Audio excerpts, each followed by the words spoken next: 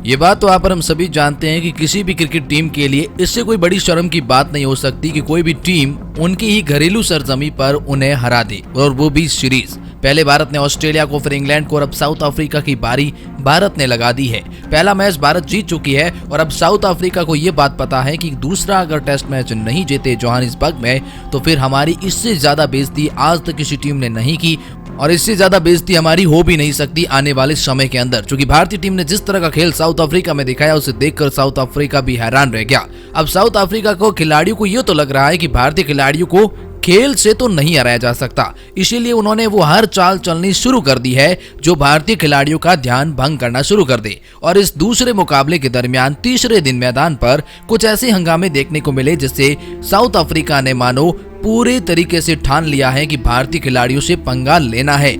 पहले तो ऋषभ पंत और वानदार दूसरे के बीच में फाइट देखने को मिली, लेकिन उसके बाद में जसप्रीत बुमराह और यानसन के बीच में भी एक बहुत ही बड़ी फाइट देखने को मिली बीच मैदान के अंदर।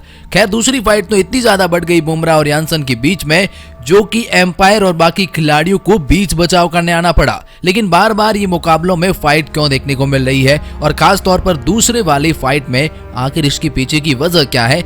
एक खेमे में तो ये दोनों साथ खेलते हैं, लेकिन यहाँ पर इतना बड़ा हंगामा क्यों? आइए जानते हैं इसे खास रिपोर्ट में। हाँ, लेकिन वीडियो में आगे बढ़ने से पहले अगर आप भी हैं टीम इंडिया के बहुत ही बड़े फैन तो वीडियो को लाइक करके अपना सपोर्ट दिखाएं और चैनल को सब्सक्राइब करके बेल आइकॉन को दबाएं ताकि क्रिकेट जगत की तमाम बड़ी अपडेट आप तक पहुंचती रही।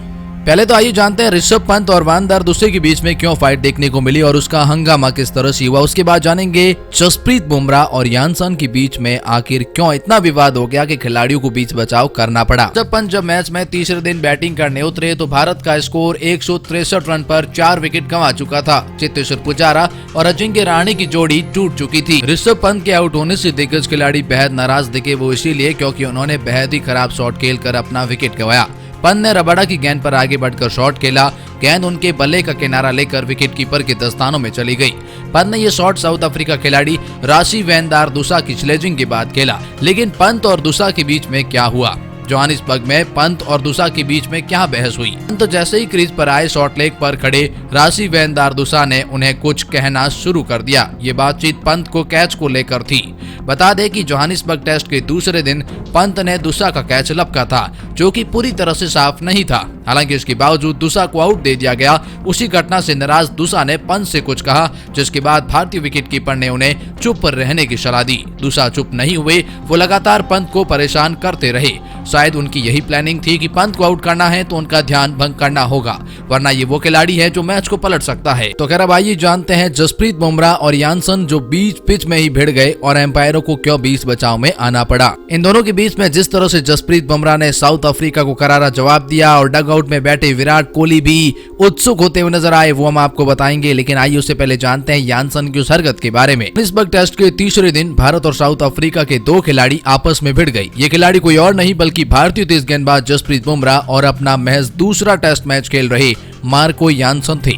दोनों ही खिलाड़ी बेहद शांत स्वभाव के माने जाते हैं और साथ ही दोनों ने मुंबई इंडियंस में साथ में समय बिताया है। बुमराह और यानसन के बीच नोकझोंक की वजह बाउंसर की बौछार रही। मार्को यानसन ने बुमराह को लगातार बाउंसर गेंद फेंकी। यानसन की तीसरी गेंद बुमराह के कंधे पर लगी। इसके बाद यानसन ने चौथी गेंद भी बाउंसर फेंकी। बुमराह ने खुद को किसी तरह बचाया।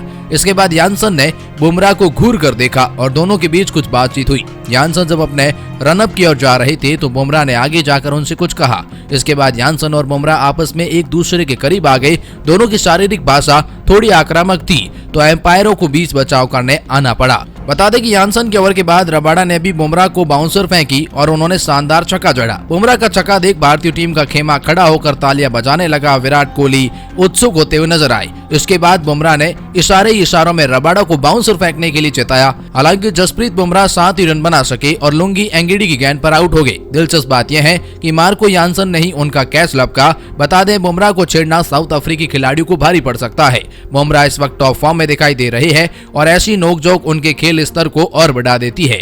बुमराह ने पहली पारी में 2 विकेट लिए थे, लेकिन जोहानिसबर्ग के इस मैदान पर वो पिछले दौरे पर 5 विकेट लेने का कारनामा कर चुके हैं। लेकिन ये बदला देखिए कितने जाता है। लेकिन आप इस टॉपिक के बारे में क्या सोचते हैं? कमेंट सेक्शन में अपनी राय जरूर बताएं।